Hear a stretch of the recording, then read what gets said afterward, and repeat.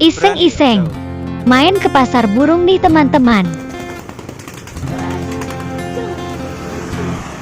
Wah, di sini ada pedagang merpati balap nih. Hehehe. Itu sama bapaknya, bisa dimain-main kan? Tuh, jinak sekali ya merpati balapnya.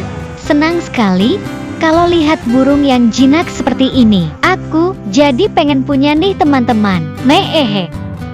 Ada banyak sekali pilihannya, tapi saya takut mau nanya harga. Nanti mahal dan uangnya belum cukup. Di sini sama bapaknya mau diterbangkan lagi teman-teman.